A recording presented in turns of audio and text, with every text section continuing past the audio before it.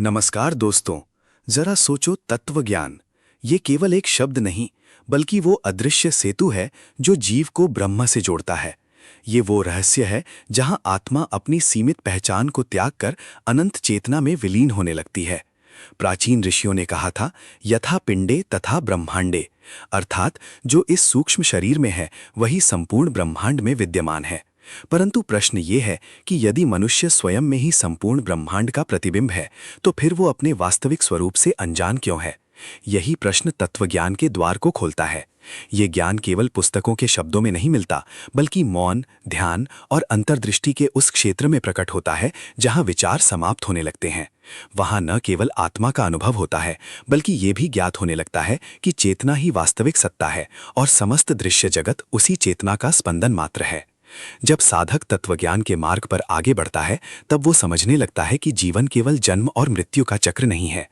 शरीर बदलते हैं, परिस्थितियां बदलती हैं, पर भीतर स्थित साक्षी कभी नहीं बदलता। वही साक्षी आत्मा है, नित्य, शुद्ध और अविनाशी। योग इसी सत्य का अनुभव कराने का विज्ञान है। ध्यान की गहराइयों में जब श्वास मंद होने लगती है और मन की तरंगें शांत होने लगती हैं, तब भीतर एक सूक्ष्म नाद सुनाई देता है। ये नाद किसी बाफी ध्वनि का नहीं, बल्कि चेतना की आंतरिक धड़कन का संकेत होता है। उसी क्षण साधक अनुभव करता है कि परम सत्य कहीं बाहर नहीं, बल्कि उसके अपने अस्तित्व के केंद्र में ही विद्यमान है। तत्वज्ञान ये भी कहता है कि संसार जैसा दिखाई देता है, वास्तव में वैसा है नहीं। ये दृश्य जगत माया का एक आवरण है जो चेतना को सीमित अनुभवों में बांध देता है। मनुष्य स्वयं को शरीर मानकर सुख दुख में उलझा रहता है, जबकि उसकी वास्तविक प्रकृति असीम है। जैसे समुद्र की लहरें अलग दिखाई देती हैं, पर उनका अस्तित्व समुद्र से अलग नहीं होता, वैसे ही प्रत्येक जीव उसी परम चेतना की अभिव्यक्ति है। परंतु अज्ञान के कारण जीव स्वयं को अलग मान बैठता है। यही विभाजन भय, मोह और दुख को जन्म देता है। तत्वज्ञान उस भ्रम को तोड़ने की प्रक्रिया है। ये केवल दर्शन नहीं, बल्कि जागरण की यात्रा है। ऋषियों ने कहा था कि मन ही बंधन है और मन ही मुक्ति। जब मन बाहरी विषयों में भटकता है, तब चेतना सीमित हो जाती है। पर जब वही मन भीतर की ओर मुड़ता है, तब आत्मबोध का द्वार खुलने लगता है। इसीलिए योग में प्रत्याहार और धारणा को अत्यंत महत्वपूर्ण माना गया, क्योंकि जब इंद्रियां शांत होती हैं, तब भीतर का प्रकाश प्रकट होने लगता है। कई साधक ध्यान में उस दिव्य ज्योति का अनुभव करते हैं जिसे चिदाकाश कहा गया है। वो प्रकाश किसी दीपक का नहीं, बल्कि आत्मा की जागृत अवस्था का संकेत होता है। उसी अवस्था में साधक ये समझने लगता है कि चेतना ही ईश्वर का वास्तविक स्वरूप है। परम सत्य को शब्दों में बांधना संभव नहीं। उपनिषदों ने इसीलिए कहा, नेति नेति, अर्थात ये नहीं वो नहीं, क्योंकि जो सत्य है वो किसी रूप, नाम या विचार में सीमित नहीं हो सकता। तत्वज्ञान का मार्ग मनुष्य को उसी निराकार सत्ता की ओर ले जाता है जहां द्वैत समाप्त हो जाता है। वहां ना साधक बचता है, ना साधना, केवल शुद्ध अस्तित्व शेष रह जाता है। उसी अवस्था को कुछ लोग समाधि कहते हैं, कुछ आत्म साक्षात्कार और कुछ ब्रह्मानुभूति। पर अनुभव एक ही है। वो अनुभूति के संपूर्ण सृष्टि एक ही चेतना का विस्तार है। धीरे धीरे साधक ये जानने लगता है कि योग केवल शरीर को मोड़ने की क्रिया नहीं, बल्कि चेतना को विस्तृत करने की प्रक्रिया है।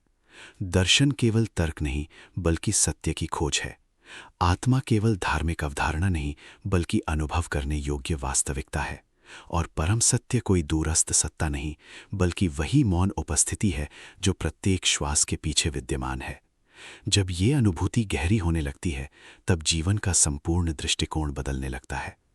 तब संसार पहले जैसा दिखाई तो देता है, पर भीतर जानने वाला बदल चुका होता है। यही तत्वज्ञान का रहस्य है।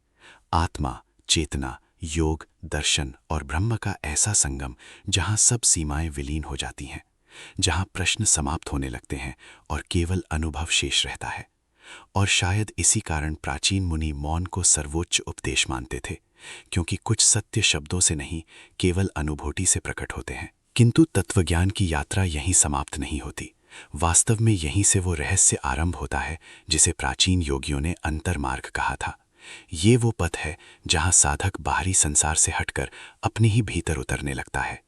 जब वो ज्ञान में स्थिर बैठता है तब उसे धीरे धीरे अनुभव होने लगता है कि विचार स्वयं उत्पन्न नहीं होते, बल्कि किसी अदृश्य चेतना से प्रकट होकर पुनः उसी में विलीन हो जाते हैं। तब एक प्रश्न भीतर उठता है, यदि विचार आते और जाते हैं तो उन्हें देखने वाला कौन है? यही प्रश्न साधारण मनुष्य को साधक और साधक को ज्ञानी बनाने लगता है। धीरे धीरे साधक अनुभव करता है कि उसके भीतर दो स्तर कार्य कर रहे हैं। पहला है चंचल मन, जो स्मृतियों, इच्छाओं और भय से भरा हुआ है। दूसरा है मौन साक्षी, जो केवल देखता है पर प्रभावित नहीं होता। तत्वज्ञान इसी साक्षी को पहचानने की विद्या है, क्योंकि जब मनुष्य स्वयं को मन से अलग अनुभव करने लगता है तब उसके भीतर एक अद्भुत स्वतंत्रता जन्म लेने लगती है। तब परिस्थितियां वैसी ही रहती हैं, पर उनके प्रति उसका संबंध बदल जाता है। दुख आता है पर भीतर कोई अछूता रहता है, भय उठता है पर भीतर कोई शांत बना रहता है। यही आत्मचेतना का प्रथम स्पर्श होता है। ऋषियों ने इसे चैतन्य कहा, वो दिव्य ऊर्जा जो प्रत्येक जीव के भीतर धड़क रही है। वही शक्ति वृक्षों में प्राण बनकर बहती है, वही नदियों में प्रवाह बनती है, वही तारों में प्रकाश और मनुष्य में चेतना बनकर प्रकट होती है। परंतु मनुष्य उस चेतना को बाहर खोजता रहता है। वो मंदिरों, तीर्थों और ग्रंथों में सत्य ढूंढता है, जबकि तत्वज्ञान कहता है कि सबसे महान तीर्थ स्वयं का अंतःकरण है, क्योंकि जब तक भीतर का द्वार नहीं खुलता तब तक बाहरी खोज अधूरी रहती है। ध्यान की गहराइयों में कभी कभी साधक को ऐसा अनुभव होता है मानो समय रुक गया हो। श्वास सूक्ष्म हो जाती है, शरीर का बोध क्षीण होने लगता है और भीतर एक असीम शांति फैल जाती है। ये सामान्य शांति नहीं होती, ये वो मौन है जिसमें संपूर्ण ब्रह्मांड की ध्वनि छिपी हुई है। योगियों ने इसे महाशून्य कहा, पर यह शून्यता रिक्त नहीं होती, बल्कि उसी में संपूर्ण अस्तित्व का बीज छिपा होता है। जैसे रात्रि के अंधकार में संपूर्ण आकाश समाया रहता है, वैसे ही उस आंतरिक मौन में संपूर्ण चेतना का रहस्य छिपा होता है। तत्वज्ञान ये भी बताता है कि मनुष्य केवल स्थूल शरीर नहीं है, उसके भीतर प्राणमय, मनोमय और विज्ञानमय स्तर भी सक्रिय हैं।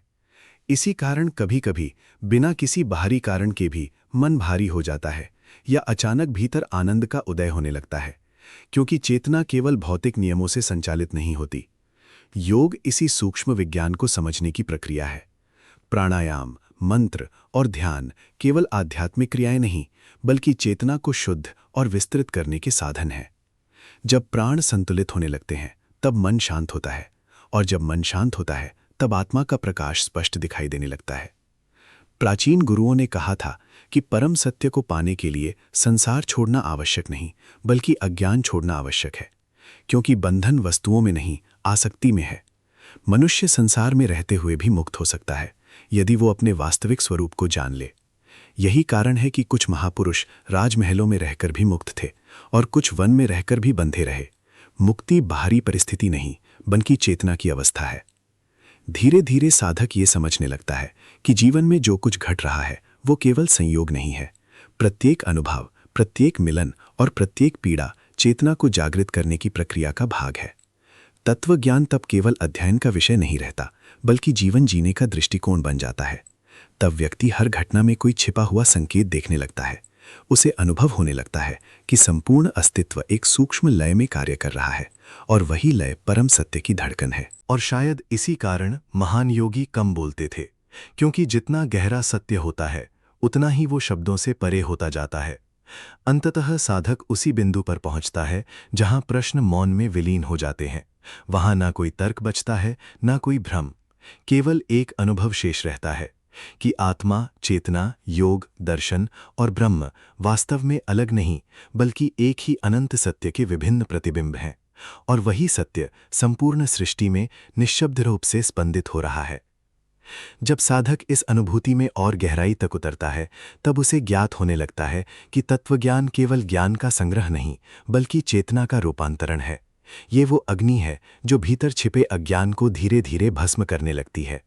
प्राचीन आचार्यों ने इसे ज्ञानाग्नि कहा था, क्योंकि जैसे अग्नि लोहे को तपाकर शुद्ध कर देती है, वैसे ही आत्मबोध की अग्नि मनुष्य के भीतर छिपे भय, मोह और भ्रम को जलाने लगती है। तब व्यक्ति बाहरी पहचान से अधिक अपने आंतरिक अस्तित्व को अनुभव करने लगता है। यहीं से साधक की दृष्टि बदलने लगती है। वो समझने लगता है कि संसार में जो कुछ भी दिखाई दे रहा है वो स्थायी नहीं है, शरीर बदलता है, विचार बदलते हैं, भावनाएं बदलती हैं, यहाँ तक कि समय भी निरंतर बदल रहा है। परंतु इन सब परिवर्तनों के पीछे कोई ऐसी सत्ता अवश्य है जो कभी नहीं बदलती। वही अविनाशी तत्व तत्वज्ञान का केंद्र है। ऋषियों ने उसे कभी आत्मा कहा, कभी ब्रह्म और कभी शुद्ध चैतन्य। शब्द अलग थे पर संकेत एक ही था। वो सत्ता जो सृष्टि के आरंभ से पूर्व भी थी और प्रलय के बाद भी रहेगी। धीरे धीरे साधक अनुभव करता है कि चेतना केवल मनुष्य तक सीमित नहीं, संपूर्ण प्रकृति उसी दिव्य स्पंदन से जीवित है। पर्वतों की निस्तब्धता, नदियों का प्रवाह, अग्नि की ऊर्जा और आकाश की अनंतता सब उसी एक तत्व की अभिव्यक्तियां हैं। इसीलिए प्राचीन योगी प्रकृति को केवल पदार्थ नहीं मानते थे, वे उसे जीवित चेतना का विस्तार समझते थे। जब साधक ध्यान में गहराई तक उतरता है, तब कभी-कभी उसे ऐसा अनुभव होता है मानो वृक्ष, वायु और आकाश भी किसी अदृश्य भाषा में संवाद कर रहे हों। ये कोई कल्पना नहीं, बल्कि चेतना के सूक्ष्म स्तर का अनुभव है, जहां अस्तित्व की हर वस्तु एक दूसरे से जुड़ी हुई प्रतीत होती है। तत्वज्ञान ये भी कहता है कि मनुष्य के भीतर अनंत शक्तियां सुप्त अवस्था में विद्यमान हैं, परंतु वे तभी जागृत होती हैं जब मन शांत और प्राण संतुलित हो जाते हैं। इसीलिए योग में श्वास को अत्यंत महत्वपूर्ण माना गया। श्वास केवल शरीर को जीवित रखने की प्रक्रिया नहीं, बल्कि चेतना और शरीर के बीच का सेतु है। जब साधक सजग होकर श्वास का अवलोकन करता है, तब वो अनुभव करने लगता है कि प्रत्येक श्वास के साथ कोई सूक्ष्म ऊर्जा भीतर प्रवाहित हो रही है। यही प्राण शक्ति है जिसे ऋषियों ने जीवन का आधार कहा।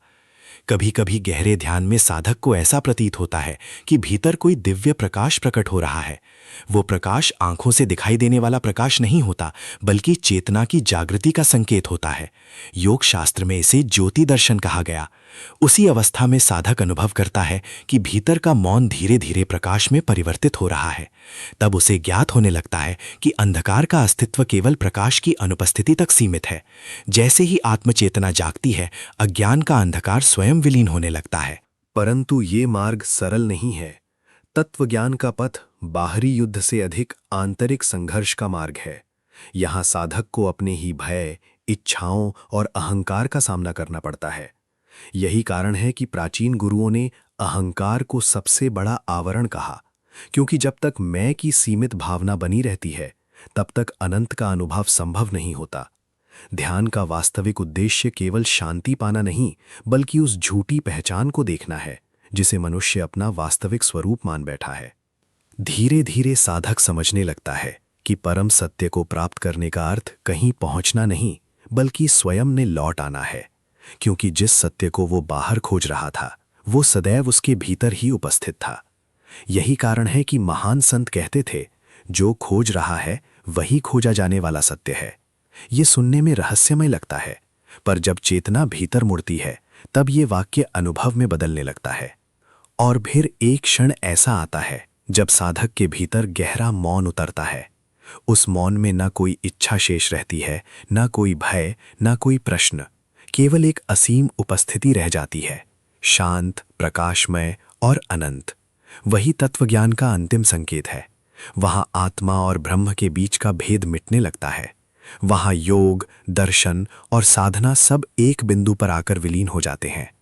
और उसी निश्शब्द अवस्था में साधक पहली बार अनुभव करता है कि संपूर्ण ब्रह्मांड किसी बाहरी शक्ति से नहीं, बल्कि उसी एक अनंत चेतना से स्पंदित हो रहा है, जिसे ऋषियों ने परम सत्य कहा था। किंतु परम सत्य की यह अनुभूति केवल ध्यान की गुफाओं तक सीमित नहीं रहती। जब तत्वज्ञान भीतर जागृत होने लगता है, तब साधक का संपूर्ण जीवन बदलने लगता है। उसकी दृष्टि, उसके विचार, यहाँ तक कि उसके मौन का अर्थ भी परिवर्तित हो जाता है। पहले जो संसार केवल घटनाओं का समूह प्रतीत होता था, अब वही चेतना की एक विशाल लीला जैसा दिखाई देने लगता है। तब साधक समझने लगता है कि जीवन में कुछ भी व्यर्थ नहीं घटता। प्रत्येक अनुभव, प्रत्येक संघर्ष और प्रत्येक पीड़ा भीतर छिपे किसी गहरे रहस्य को प्रकट करने आती है। प्राचीन मुनियों ने कहा था कि ब्रह्मांड बाहर नहीं, पहले भीतर जन्म लेता है। मनुष्य जैसा सोचता है, वैसी ही उसकी चेतना बनती जाती है। यही कारण है कि तत्वज्ञान में चित्त को अत्यंत महत्वपूर्ण माना गया। चित्त केवल स्मृतियों का संग्रह नहीं, बल्कि वो सूक्ष्म भूमि है जहां विचार बीज बनकर अंकुरित होते हैं। यदि ये भूमि भय, क्रोध और मोह से भरी हो तो जीवन अशांत हो जाता है, पर जब वही चित्त ध्यान और विवेक से निर्मल होने लगता है, तब भीतर ज्ञान का कमल खिलने लगता है। उसी अवस्था में साधक पहली बार अनुभव करता है कि शांति बाहर खोजने की वस्तु नहीं, बल्कि आत्मा का स्वाभाविक स्वरूप है। धीरे धीरे उसे ज्ञात होने लगता है कि मनुष्य की सबसे बड़ी शक्ति उसका बाहरी शरीर नहीं, बल्कि उसकी अंतः चेतना है, क्योंकि चेतना ही वो केंद्र है जहां से संकल्प उत्पन्न होते हैं, और संकल्प ही जीवन की दिशा निर्धारित करते हैं। यही कारण है कि योगियों ने संकल्प शक्ति को दिव्य शक्ति कहा। जब मन एकाग्र होता है और प्राण संतुलित होते हैं, तब चेतना में अद्भुत स्पष्टता उत्पन्न होने लगती है। उसी स्पष्टता में साधक उन सूक्ष्म संकेतों को अनुभव करने लगता है जिन्हें सामान्य मन अनदेखा कर देता है। कभी कभी ध्यान की गहराइयों में ऐसा अनुभव होता है मानो भीतर कोई अदृश्य द्वार खुल रहा हो। वहां न शब्द होते हैं न विचार, केवल एक असीम शांति और प्रकाश का अनुभव होता है। योग शास्त्र में इसे तुरीय अवस्था कहा गया है, जागृत, स्वप्न और सुषुप्ति से परे चेतना की चौथी अवस्था। ये वही क्षेत्र है जहां साधक स्वयं को शरीर या मन के रूप में नहीं, बल्कि शुद्ध साक्षी के रूप में अनुभव करने लगता है। वहां समय का प्रवाह धीमा पड़ जाता है और अस्तित्व का रहस्य स्पष्ट होने लगता है। तत्वज्ञान ये भी कहता है कि मनुष्य की पीड़ा का मूल कारण बाहरी संसार नहीं, बल्कि उसकी अविद्या है, अपने वास्तविक स्वरूप को भूल जाना। जब मनुष्य स्वयं को केवल शरीर मान लेता है, तब मृत्यु का भय उत्पन्न होता है। जब वो स्वयं को केवल मन मानता है, तब दुख और अस्थिरता उसे घेर लेते हैं। परंतु जब वही मनुष्य आत्मा को पहचानने लगता है, तब भीतर एक अद्भुत निर्भयता जन्म लेती है, क्योंकि आत्मा न जन्म लेती है न नष्ट होती है। वो केवल साक्षी है, अनादि और अनंत। ऋषियों ने इसलिए बार बार मौन और ध्यान पर बल दिया, क्योंकि सत्य तर्क से नहीं, अनुभव से प्रकट होता है। शब्द केवल दिशा दिखा सकते हैं, पर अंतिम द्वार साधक को स्वयं पार करना पड़ता है। यही कारण है कि अनेक महापुरुष अपने जीवन के अंतिम चरण में अत्यंत शांत हो जाते थे। वे जानते थे कि जो अनुभव भीतर जाग चुका है, उसे शब्दों में पूर्ण रूप से व्यक्त करना संभव नहीं। धीरे धीरे साधक यह अनुभव करने लगता है कि संपूर्ण अस्तित्व एक सूक्ष्म ऊर्जा से जुड़ा हुआ है। वही ऊर्जा प्राण बनकर शरीर में बहती है, वही प्रेम बनकर हृदय में प्रकट होती है, और वही ज्ञान बनकर चेतना में प्रकाशित होती है। तब उसे ज्ञात होता है कि ईश्वर कोई दूर बैठी हुई सत्ता नहीं, बल्कि प्रत्येक क्षण में धड़कती हुई जीवंत उपस्थिति है। उसी अनुभूति को कुछ लोग ब्रह्म ज्ञान कहते हैं, कुछ आत्म साक्षात्कार और कुछ दिव्य चेतना। और फिर एक क्षण ऐसा आता है जब साधक की समस्त खोज मौन में विलीन हो जाती है। वहां न पाने की इच्छा बचती है, न खोने का भय। केवल एक असीम विस्तार रह जाता है, प्रकाश से भरा हुआ, फिर भी निःशब्द। उसी अवस्था में वो अनुभव करता है कि आत्मा, योग, दर्शन, चेतना और परम सत्य वास्तव में अलग अलग मार्ग नहीं थे। वे सभी उसी एक अनंत तत्व की ओर ले जाने वाले द्वार थे, और वही तत्व संपूर्ण सृष्टि के कण कण में निःशब्द रूप से स्पंदित हो रहा है, जैसे अनंत आकाश में अदृश्य होकर भी वायु हर दिशा में उपस्थित रहती है। परंतु तत्वज्ञान का सबसे गहरा रहस्य तब प्रकट होता है जब साधक ये समझने लगता है कि जिसे वो मैं कहता आया था, वो वास्तव में केवल स्मृतियों, इच्छाओं और विचारों का एक अस्थायी आवरण है। ये अहंकार जन्म के साथ बनता है और समय के साथ बदलता रहता है। कभी ये सफलता से प्रसन्न होता है, कभी असफलता से टूट जाता है। परंतु जो इन सभी परिवर्तनों को देख रहा है, वो स्वयं कभी नहीं बदलता। वही शाश्वत साक्षी आत्मा है। तत्वज्ञान उसी साक्षी को पहचानने की प्रक्रिया है। जब साधक इस सत्य के निकट पहुंचता है, तब उसके भीतर एक अद्भुत मौन जन्म लेने लगता है। ये मौन केवल शब्दों की अनुपस्थिति नहीं, बल्कि विचारों के शमन की अवस्था है। ध्यान में बैठते समय पहले मन असंख्य दिशाओं में भटकता है, कभी भविष्य की कल्पनाएं, कभी अतीत की स्मृतियां, कभी इच्छाओं का जाल। परंतु निरंतर साधना के बाद धीरे धीरे विचारों की गति मंद होने लगती है। तब चेतना के भीतर एक सूक्ष्म प्रकाश प्रकट होता है, ऐसा प्रकाश जो आंखों से नहीं बल्कि अंतःकरण से अनुभव किया जाता है। योगियों ने इसे प्रज्ञा ज्योति कहा है। उसी अवस्था में साधक को अनुभव होने लगता है कि संपूर्ण ब्रह्मांड किसी अदृश्य लय में स्पंदित हो रहा है। ग्रहों की गति, ऋतुओं का परिवर्तन, जन्म मृत्यु का चक्र सब किसी सूक्ष्म नियम से संचालित हो रहे हैं। तत्वज्ञान उस नियम को ऋत कहता है, अर्थात अस्तित्व की दिव्य व्यवस्था। जब मनुष्य इस व्यवस्था के विपरीत चलता है तब उसके भीतर अशांति उत्पन्न होती है, पर जब वो चेतना के उस प्राकृतिक प्रवाह के साथ जुड़ जाता है तब जीवन सहज और शांत होने लगता है। धीरे धीरे साधक ये समझने लगता है कि योग केवल आसनों का अभ्यास नहीं, बल्कि चेतना को ब्रह्मांडीय लय के साथ एकाकार करने की प्रक्रिया है। इसलिए प्राचीन गुरुओं ने श्वास को प्राण का द्वार कहा। प्रत्येक श्वास के साथ केवल वायु ही भीतर नहीं जाती, बल्कि सूक्ष्म ऊर्जा भी प्रवाहित होती है। जब श्वास असंतुलित होती है तब मन चंचल हो जाता है, और जब श्वास शांत हो जाती है तब मन स्वतः स्थिर होने लगता है। यही कारण है कि अनेक ऋषि केवल श्वास के अवलोकन से गहरी समाधि में प्रवेश कर जाते थे। कभी कभी गहन ध्यान में साधक को ऐसा अनुभव होता है मानो शरीर का अस्तित्व धीरे धीरे विलीन हो रहा हो। हाथ पांव, ध्वनियां, समय सब धुंधले पड़ने लगते हैं। उस क्षण भीतर केवल शुद्ध चेतना का अनुभव शेष रह जाता है।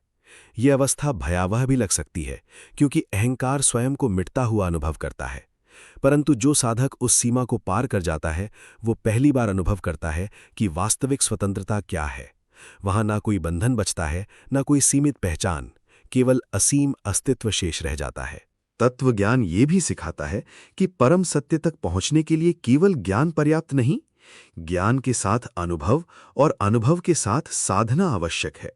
क्योंकि जो सत्य केवल शब्दों में है वो संकट के समय टूट सकता है, पर जो सत्य अनुभव में उतर जाता है उसे कोई परिस्थिति नहीं हिला सकती। इसलिए प्राचीन आश्रमों में केवल शास्त्र नहीं पढ़ाए जाते थे, मौन, ध्यान, सेवा और तप भी सिखाए जाते थे, ताकि ज्ञान केवल बुद्धि तक सीमित न रहे बल्कि चेतना में उतर जाए। धीरे धीरे साधक को ये ज्ञात होने लगता है कि संसार का प्रत्येक आकर्षण क्षणिक है। धन, प्रसिद्धि, शक्ति और भौतिक सुख कुछ समय के लिए मन को तृप्त कर सकते हैं, पर आत्मा को नहीं। आत्मा केवल सत्य से तृप्त होती है। यही कारण है कि अनेक राजाओं ने भी अंततः वैराग्य का मार्ग चुना, क्योंकि बाहरी उपलब्धियां अंतर्मन की उस रिक्तता को नहीं भर सकती जो आत्मबोध के बिना बनी रहती है। और फिर एक क्षण ऐसा आता है जब साधक भीतर से पूर्णतः शांत हो जाता है। अब उसे सत्य को सिद्ध करने की आवश्यकता नहीं रहती, क्योंकि वो स्वयं अनुभव बन चुका होता है। उसकी दृष्टि में संपूर्ण संसार उसी एक चेतना का विस्तार प्रतीत होने लगता है। वृक्षों में वही चेतना, नदियों में वही प्रवाह, मनुष्यों में वही आत्मा और आकाश में वही अनंतता।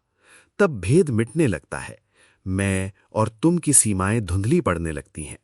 उसी अवस्था को ऋषियों ने अद्वैत कहा, जहां दो नहीं रहते, जहां साधक और परम सत्य अलग नहीं रह जाते। वहां केवल एक असीम मौन, एक दिव्य प्रकाश और एक अनंत चेतना शेष रह जाती है। और शायद यही तत्वज्ञान की अंतिम अनुभूति है कि जिसे मनुष्य जीवन भर बाहर खोजता रहा, वो सत्य सदा से उसके अपने अस्तित्व के केंद्र में ही निःशब्द रूप से उपस्थित था। और जब साधक इस अद्वैत की अनुभूति में स्थिर होने लगता है तब उसके भीतर एक ऐसा परिवर्तन घटित होता है जिसे शब्दों में पूर्णतः व्यक्त करना संभव नहीं। अब वो संसार को पहले की तरह नहीं देखता। जहां सामान्य मनुष्य केवल रूप देखता है, वहां साधक ऊर्जा को अनुभव करने लगता है। जहां लोग केवल घटनाएं देखते हैं, वहां वो चेतना की छिपी हुई गति को पहचानने लगता है।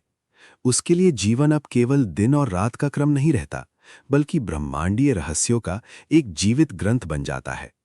धीरे धीरे उसे ज्ञात होता है कि प्रत्येक मनुष्य अपने भीतर एक सूक्ष्म ब्रह्मांड को धारण किए हुए है।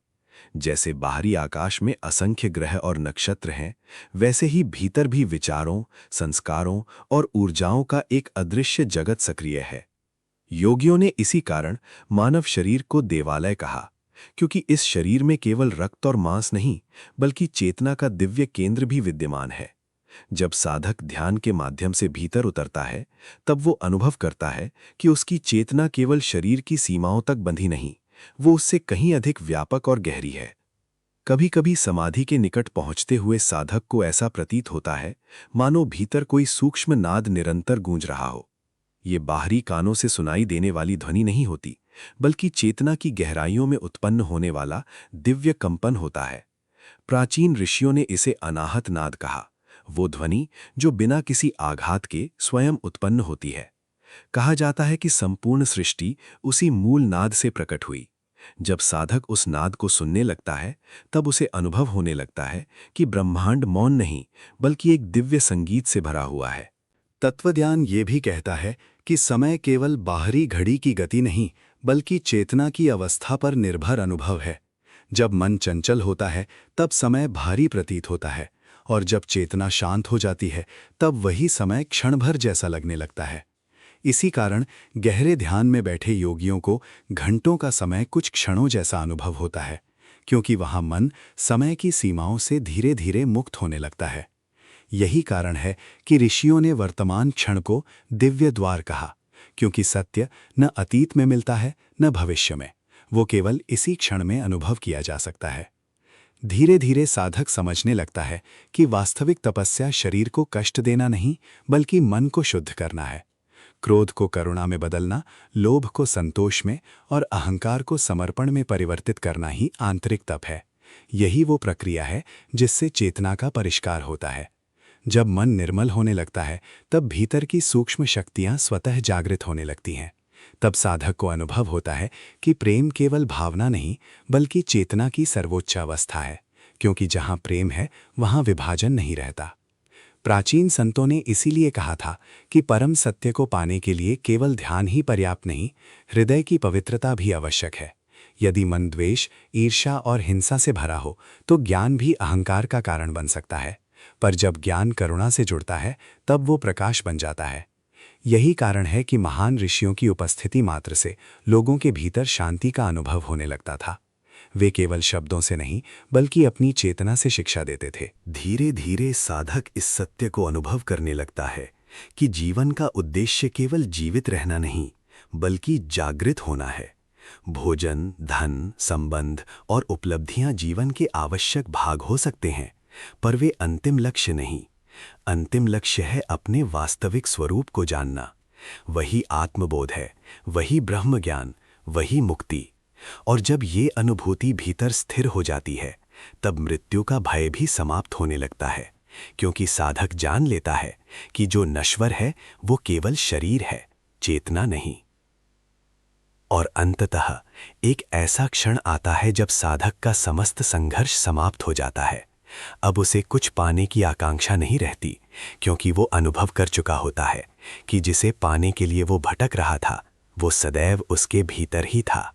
उसी क्षण भीतर गहरा मौन उतरता है। कोई विचार नहीं, कोई प्रश्न नहीं, केवल शुद्ध अस्तित्व। वही अवस्था ऋषियों की समाधि थी, वही तत्वज्ञान का अंतिम पुष्प है। वहां आत्मा और ब्रह्म में कोई दूरी नहीं बचती। वहां योग, दर्शन, ध्यान और साधना सभी एक अनंत प्रकाश में विलीन हो जाते हैं, और केवल परम सत्य शेष रह जाता है, निःशब्द, अनादि और अनंत। अंत में यही समझ आता है कि तत्वज्ञान केवल विचार नहीं, बल्कि स्वयं को जानने की यात्रा है। जहां प्रश्न समाप्त होते हैं, वहीं वास्तविक बोध का आरंभ होता है।